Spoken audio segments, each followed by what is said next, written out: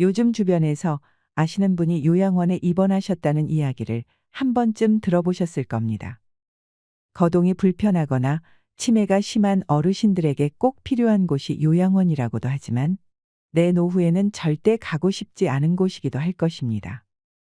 왜냐하면 요양원에 들어간다는 것은 그만큼 건강에 문제가 있다는 것이기 때문입니다. 가족들과 떨어져 혼자서 요양원에서 지내다가 생을 마감하는 것은 참 쓸쓸한 일일 것입니다. 그렇다면 우리가 요양원에 가지 않기 위해서 꼭 지켜야 하는 것 한 가지를 꼽는다면 무엇일까요? 바로 관절 건강입니다. 의외라고 생각하시는 분들도 많으실 텐데요. 노후에 요양원에 가지 않고 다른 사람에게 의존하지 않으려면 육체적인 면에서 독립할 수 있는 능력을 갖추는 것이 가장 중요합니다. 건강 수명을 늘려야 하는 것입니다. 누우면 죽고 서면 산다는 말도 있듯이 못 걷게 되는 순간 건강은 급속히 악화됩니다. 무릎도 온전히 피지 못하고 구부러진 상태로 굳어버리게 되는데요. 퇴행성 관절염이 심해지면 통증 때문에 움직이지 않게 되고 팔과 다리에 힘이 없어져서 일상생활을 영위할 수 없게 됩니다. 노후에 다른 사람에게 의존하지 않고 독립적인 삶을 살려면 관절 건강을 유지하는 것이 그 무엇보다도 중요합니다. 우리나라 65세 이상 어르신들 중에 낙상사고로 사망하는 경우가 정말 많습니다. 사고 사망 원인 중 2위가 낙상사고라고 하는데요. 많은 전문가들이 낙상사고를 막기 위해서 관절 연골 관리의 중요성을 강조하고 있습니다. 통계에 따르면 관절 문제로 인해 낙상하게 된 분들의 4명 중 1명이 요양원이나 요양병원에 입원하였다고 합니다. 그리고 5명 중 1명은 1년 내에 사망하게 됩니다. 하지만 이뿐만이 아닙니다. 관절염은 고혈압이나 당뇨병, 치매를 유발할 수도 있습니다. 그래서 노년기에는 관절 건강을 지키는 것이 너무나도 중요한데요. 지금까지 여러분께서 알고 계신 관절염 상식은 다 틀렸을지도 모릅니다. 찬바람이 불면 더한 고통, 관절염에 대해 얼마나 알고 계신가요? 그래서 오늘은 관절염에 대해서 자세히 알려드릴까 합니다. 사람이 느끼는 통증의 90%는 관절 때문이라는 사실을 알고 계셨나요? 인간은 206개의 뼈와 139개의 관절을 가지고 있습니다. 그런데 역설적이게도 인간을 괴롭히는 가장 큰 골칫거리는 바로 관절입니다. 쑤시고 아픈 관절을 그대로 방치하면 전신질환으로 이어지거나 생명을 위협할 수 있다고 합니다. 60대 이상 대국민 질환 퇴행성 관절염은 한국인의 만성질환 1위를 기록하고 있는데요. 관절 건강 수명은 평균 60세입니다. 우리나라 평균 기대 수명이 80대임을 감안하면 관절로 인해 움직일 때마다 고통받는 기간이 무려 20년 이상이라고 할 수 있습니다. 당뇨에 걸리지 않은 사람들은 많지만 평생 관절에 탈이 나지 않는 사람은 거의 보기 힘들 것입니다. 체중과 수명이 늘면서 현대인의 관절에 많은 부하가 걸리고 있습니다. 관절 통증은 목과 허리, 어깨와 무릎, 엉덩이 등 부위를 가리지 않는데요. 퇴행성 관절염은 관절을 둘러싼 손상으로 연골이 닳아서 뼈와 뼈가 부딪히게 되고 염증과 함께 통증을 유발하는 질환입니다. 우리 몸속 관절은 하루에 움직이는 횟수만 무려 10만 회입니다. 나이가 들수록 관절을 많이 사용하니 연골이 닳을 수밖에 없겠지요. 나이가 들면 누구나 걸리는 관절염은 특히 여성에게는 더 치명적입니다. 2021년 기준 퇴행성 관절염 환자의 비율은 남성이 33.3%인 반면 여성은 66.7%로 약 2배 높습니다.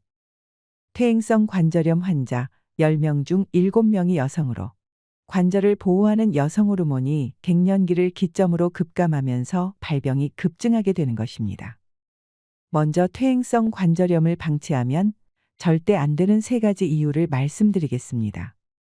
첫째로 관절염을 방치하면 심장병으로 인한 사망 위험이 올라갑니다. 연구에 따르면 관절염을 앓는 사람은 관절염이 없는 사람보다 심장병으로 사망할 확률이 약 16% 높다고 합니다. 그 이유는 퇴행성 관절염과 심장병 모두 염증이라는 위험 요인을 공유하고 있기 때문입니다. 염증 세포 중 하나인 사이토카인은 퇴행성 관절염을 유발하는 동시에 심혈관 질환도 유발한다고 합니다. 둘째로 관절염을 방치하면 연골 마모가 급격히 이루어지게 됩니다. 우리 몸은 염증을 없애기 위해 물을 내뿜는데요. 무릎 관절에 물이 차게 되면 연골 사이의 윤활 기능은 떨어지고 마모 속도는 빨라지게 됩니다. 그래서 인공관절 수술을 해야 하는 상황이 오는 것입니다. 인공관절 재수술은 만족도가 매우 떨어지기 때문에 젊은 나이에 인공관절 수술을 받는 것은 신중하게 생각하셔야 합니다.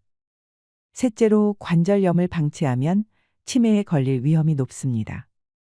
만성 염증이 혈관을 타고 전신을 떠돌 수 있다는 얘기들을 많이 들어보셨을 텐데요. 실제 65세의 관절염 환자는 동맥경화나 고혈압 등 다른 질환을 동반할 확률이 100배 이상 높다고 하는데요. 더욱 심각한 것은 뇌세포까지 파괴한다는 것입니다. 실제로 통계를 보면 관절염 환자의 70%가 인지장애와 같은 뇌의 손상을 겪고 있는 것으로 나타났습니다. 그래서 관절염을 앓고 있다면 치매의 위험도 덩달아 높아질 수 있습니다. 그렇다면 우리는 이렇게 무시무시한 관절염에서 어떻게 벗어날 수 있을까요? 관절 통증과 관절염의 원인은 바로 연골의 손상입니다. 연골에는 통증을 느끼는 신경이 없기 때문에 통증을 느꼈다면 이미 상당 부분 관절염이 진행되었다고 볼 수 있습니다. 이미 닳아버린 연골을 재생시킬 수 있는 방법은 아직 없기 때문에 한번 연골이 닳아 없어져 버리면 다시 회복하는 게 어렵다고 보시면 됩니다.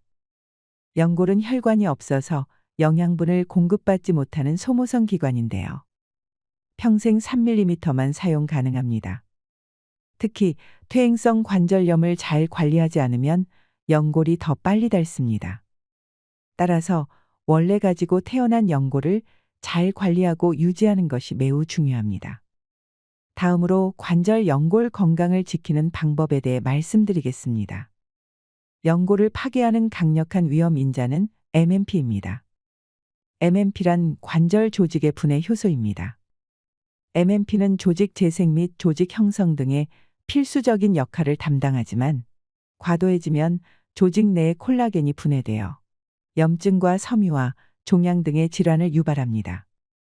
나이가 들수록 MMP의 발현이 과도해지게 되고 이것은 연골에 있는 콜라겐을 파괴하여 연골을 손상시키는 직접적인 원인이 됩니다. MMP의 계속되는 분비와 활성화로 연골은 완전히 붕괴되고 관절은 불안정해지게 되는 것입니다.